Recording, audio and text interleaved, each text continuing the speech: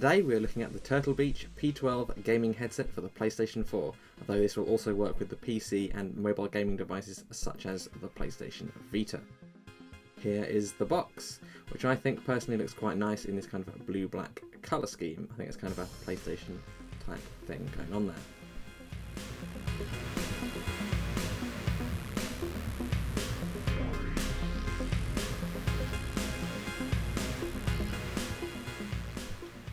So in the box there is the user manual and a warning notice, which if you're interested just warns you not to take it back to the shop if there is a problem.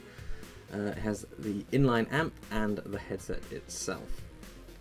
This headset is an over-ear closed back design with breathable mesh ear cushions, a small leather headband cushion and a total weight of just 186 grams, which should be good for long gaming sessions. The cord length is 85 cm or 34 inches from headset to the standard 3.5mm jack, and a further 315 cm, that's 124 inches approximately, with the amp to USB connector, for a total of 4 meters or around 13 feet. I'm not that great with imperial measurements. It also has this useful velcro tie to keep the excess cable tidy, though that's not something I would ever use. It features a flexible, retractable, although I should say not removable, omnidirectional mic that I shall now use to tell you the rest of the specs. This headset features 50mm neodymium magnet drivers with a frequency response of 20Hz to 20 kHz and an impedance of 32 ohms. It features an inline amplifier with bass boost, volume and mic mute controls with status LED for the mic. It connects through a USB connector, or if you take out the amplifier, it has a 3.5mm input that is used for mobile devices and portable gaming devices. It also features a mic monitor to set up levels, though this will only work through the USB connection. Okay, so I'd like to start by talking a bit about the build quality of these. Now, for the price point, obviously they're around £40 at the moment, and you're not going to be getting like the top premium best quality plastics or anything, but it's not super cheap, and I mean it feels pretty sturdy. Not that it's going to scratch or anything. I mean, this bit here is a bit scratchy, but you know, I think they are pretty well put together. You've got a little bit of flex on it either way, but the idea of these is to be nice and lightweight for long gaming sessions. So overall, I think the quality is very good on that score. Okay, so now let's talk a little bit about the comfort of these. Like, it's got this nice breathable mesh here. I have to say I didn't ever get sweaty ear syndrome when doing any tests on this, though it's kind of getting cold now, so maybe that's not going to happen as much. The headband here bit is quite small. You don't really notice that when you've got it on. Of course I wear glasses, so it's never going to be perfect with the cushions are reasonably small, and the clamping force on them does help. Doesn't like super grip me, but again that does mean that you can make them fall off by doing that. But I think that's the price you pay for having a long, many hours gaming session headset.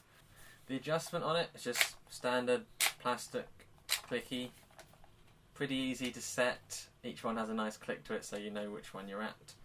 So yeah, that's pretty good. And also, what it is good for comfort is the swivel on these, both like almost on a pivot like this, on a ball. So yeah, that's good. Different size heads and all that. Yeah, it's pretty good, though I do find these are quite small ear cups, but there we go. One thing I would say, when you've got the amp right here, if you haven't got this sitting on a table like this, it's a bit bulky and a bit heavy to have kind of hanging off your neck like this all the time, hanging off your head. So that's something to think about if you're going to be sitting kind of away from anything else and nowhere to rest it on. Okay, so now I did a volume test on it. Now this is probably the least scientific volume test you've ever seen. I just got the app on my iPhone. It was actually a paid app, 69p. My god, that's dedication for you guys. I just turned everything up and played Destiny on the PS4 for a bit, shooting some baddies, you know, running around, boosting everywhere, riding my speeder bike, all stuff like that. And as you can see, the result on the screen now, that it pretty much, I tested not only this, but I also tested the little earpiece that comes with the PS4 and the Corsair HS30, which I'm going to mention a little bit later on, and pretty much they all came to the exact same volume. Now I did see a review on Amazon, someone saying, they're not loud enough, Well, I have no idea what they were using because, frankly, 86 decibels straight into your ears is pretty loud, yeah? Okay, so let's talk a little bit about the sound quality of the headset. Now, I do want to say straight away, I am not an audiophile. But I think at this kind of range I can tell the difference. So, but this is all my opinion, and I know people are going to hear and think, oh, well, I didn't hear that, it was different. But, you know, I can just give you my impressions, okay? So I tested these, I played some games with them, I listened to some music, obviously different kinds, think bit of pop, bit of rock, bit of classical, piano music, very nice. And I think I watched a few TV shows, some movies, to get a good kind of representative sound. And overall, I'd say the sound quality is actually pretty good. I would say the bass boost, which comes on here, this is basically a switch to ruin the equalisation of your music. If you turn it off and it sounds nice and balanced, you turn this up and the bass overpowers everything else. I mean, maybe somebody likes that. I mean, and maybe in a game, if you want like deep explosions, then that's pretty good. But personally, for me, I'm not much of a bass man, and I keep this completely off.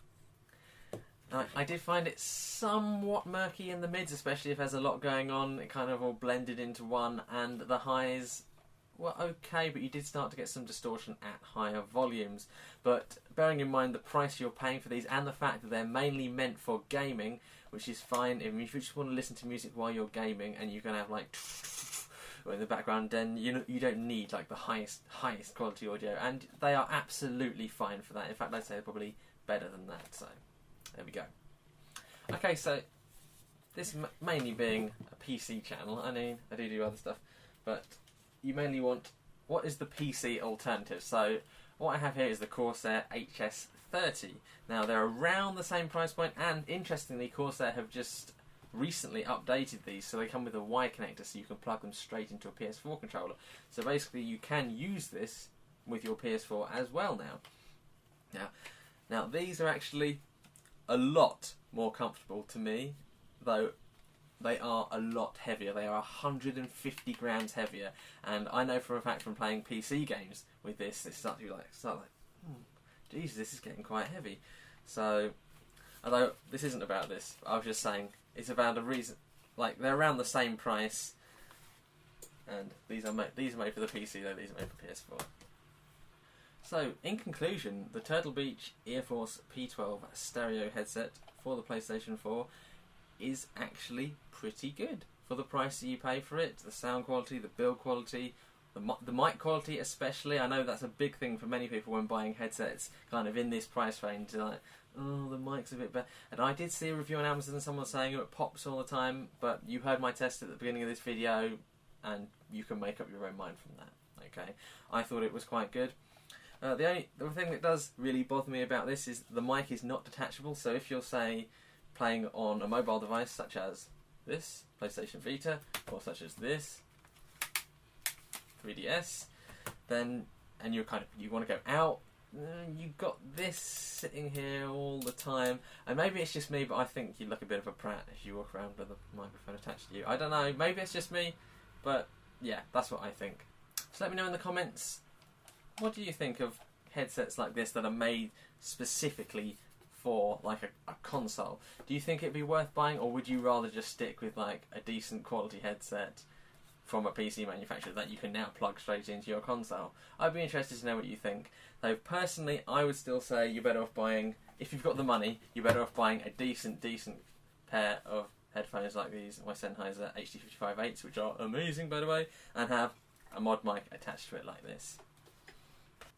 Thank you guys very much for watching, and I will see you next time.